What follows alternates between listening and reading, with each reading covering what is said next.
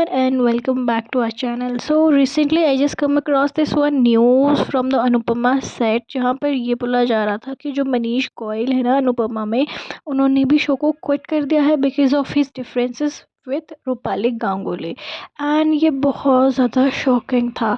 साथ ही साथ ना एक और न्यूज़ काफ़ी ज़्यादा वायरल हो रही थी कि अनुपमा के सेट पे जो अनुपमा है यानी कि रूपाली गांगुली, उनको किसी डॉग ने बाइट कर लिया है एंड शी इज़ इंजर्ड। जिसके बाद रूपाली ने खुद कैमरे में आकर इस बात को बताया था कि ऐसा कुछ भी नहीं हुआ है एंड ये सब अफवाह है। सो ना the here my point is ना कि आज से कई साल पहले से ही ना अनुपमा के साथ जो क्लैश है ना उनके को स्टार्स का, इसका न्यूज़ हम सबके सामने आता रहा है। अगर आपको याद होगा ना कि काव्या से लेकर वनराज से लेकर अनुज से लेकर सब ने अपने जो क्लैश है रूपाली के साथ उसको सबके सामने रखा था। एंड जैसे ही उन्होंने शो को क्विट किया उसके बाद उन्होंने भर भर के रूपाली के बारे में नेगेटिव बोला। सो ना मेरा पॉइंट ये है ना कि इफ़ ना यार आप लोगों के बीच में कोई भी डिफरेंस थे ना, तो जब आप लोग शो में थे तो आपने इस बारे में क्यों बात नहीं की? And after quitting the show आप इसके बारे में बात क्यों कर रहे हो? Because that time you were earning and आपका जो स्क्रीन टाइम था वो बहुत ज़्यादा था एंड आप अपने रिश्ते ख़राब नहीं करना चाहते थे उनके साथ, इसीलिए आपने क्या उस वक्त नहीं बोला और अब जाके बोल रहे हो? बिकॉज नाउ यू नो कि थर्ड जनरेशन जो है वो उस शो में आ चुकी है और अब आपको स्क्रीन स्पेस जो है वो कम हो जाएगा, तो आपने क्विट करना बेहतर समझा। एंड अब उसके बाद आप आकर रूपाली के बारे में ये सब कह रहे हो। बिकॉज सी कितना पानी है और कितना दूध है ना, वो तो तब पता चलता है जब आप लोगों ने फिज़िकली उस चीज़ को देखा हो। सो आप कुछ भी किसी के बारे में बोल दो एंड हम लोग उसको सच मान लेते हैं, बट हम लोग ये नहीं जानते हैं ना कि उस बात में कितने की सच्चाई है। अगर आपको ना काव्या याद होगी यानी कि मंदालसा, जैसे ही उन्होंने अनुपमा शो को क्विट किया था ना, उन्होंने रूपाली को टू फेस बुला लिया था, जिसके बाद बहुत ज़्यादा बवाल हो गया था। उनका कहना है कुछ इस टाइप पे था कि रूपाली ना फेस के सामने कुछ और है एंड उस आपके पीठ के पीछे कुछ और। बट ये सेम चीज़ तो मंदालसा के बारे में भी बोली जा सकती है ना, मे बी कि रूपाली को भी उसके बारे में ऐसा ही लगता होगा और कि उनको ऐसा फील होता होगा, जिसकी वजह से रूपाली ने मंदालसा से थोड़े से डिफरेंसेस रखने शुरू कर दिए होंगे। And same case with Himanshu, कि अगर आपको याद होगा तो उन्होंने कहा था कि he is not friend with Rupali. But जब उनसे ये पूछा गया था कि वो दोबारा रूपाली के साथ काम करना चाहेंगे तो उन्होंने कहा था कि yes he would love to work with her. So यहाँ पे ना एक मैच्योरिटी ऑफ डिसीजन देखी गई कि सी जब आप किसी के साथ काम करते हो ना, ये ज़रूरी नहीं है कि हर वक्त आपकी जो आइडियोलॉजी है वो आपके दूसरे को एक्टर्स के साथ मिले एंड आप दोनों हमेशा एक ही पेस में हो। कभी कभी ना डिफरेंसेस आप दोनों के बीच में आ जाते हैं, बट उसको आप कितने मैच्योरली हैंडल करते हो वो आपका मैच्योरिटी लेवल दिखाता है। एंड सेम गोज़ विद अनुज कपाड़िया। अगर आपको याद होगा अनुज कपाड़िया यानी कि गौरव, जब वो शो में आए थे ना तो उनकी और रूपाली की जो केमिस्ट्री थी वो इतनी ज़्यादा अच्छी थी कि सबको उनकी केमिस्ट्री बहुत ज़्यादा पसंद आई थी।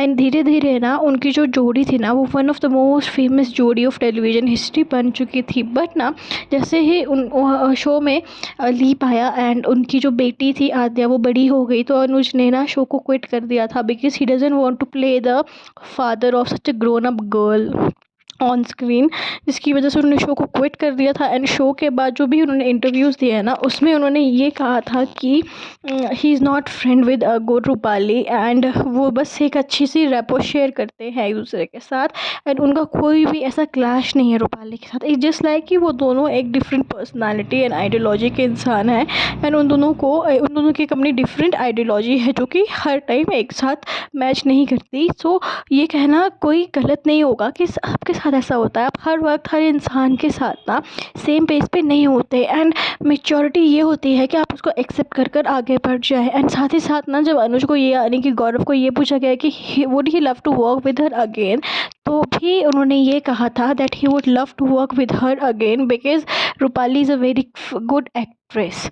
ठीक है, सो इस सब के बाद ना मुझे इतना ही समझ में आया ना कि सी ताली हमेशा दोनों हाथ से बजती है एंड आप लोग उस चीज़ को कितना ज़्यादा मैच्योरली से हैंडल कर रहे हो ना वो आपका मैच्योरिटी लेवल दिखाती है।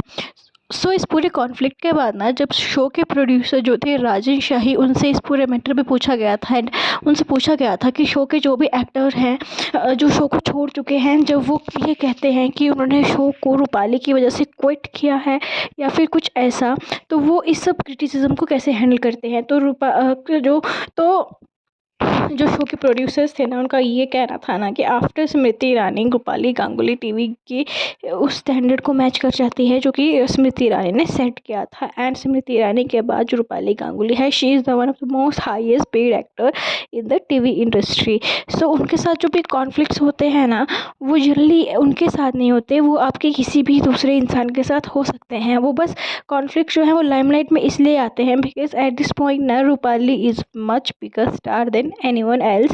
सो लोगों को उनके बारे में बात करना या फिर उनके बारे में फेक न्यूज़ को छापना अच्छा लगता है, सो दैट कि वो एक क्लिक बेट वीडियो बन जाए या फिर न्यूज़ बन जाए जिसके ऊपर उनको काफ़ी सारे व्यूज़ एंड टीआरपी मिलती रहे।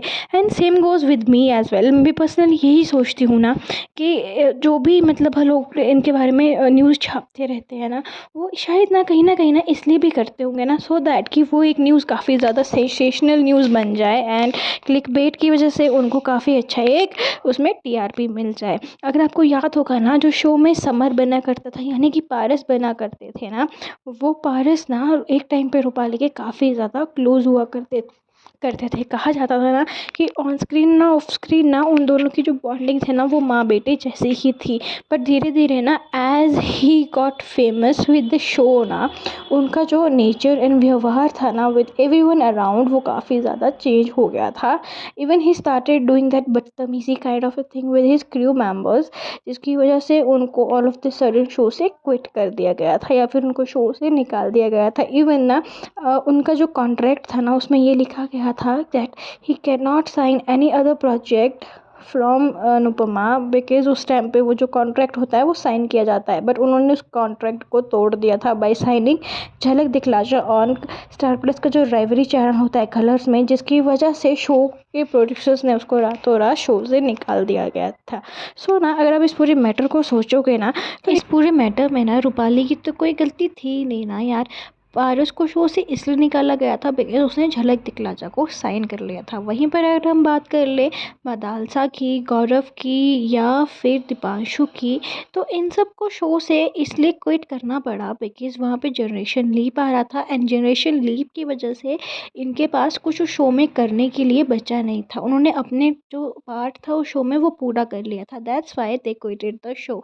अगर देखा जाए ना, तो अभी करेंटली ना शो का जो पूरा फोकस है ना, वो हो गया है shift to the third generation, जिसमें आपको माही, राही एंड प्रेम ये सब लोग कैरेक्टर्स दिख रहे हैं। एंड जो स्क्रीन टाइम एंड उनका जो स्क्रीन प्रेजेंस है ना, वो कहीं ना कहीं रूपाली से थोड़ा सा ज़्यादा है। बट स्टिल अगर रूपाली उसमें अभी भी काम कर रही है बिकॉज उसको कोई प्रॉब्लम नहीं है playing a mother to some 25 year old on screen. तो वहीं पर उनको प्रॉब्लम थी, इसीलिए उन्होंने शो को क्विट कर दिया, दैट्स इट। सो अगर आपको मेरे पूरा टेक इस पूरे वीडियो पे अच्छा लगता है ना, तो प्लीज़ मेरे चैनल को लाइक कर लो, शेयर कर दो एंड सब्सक्राइब कर दो।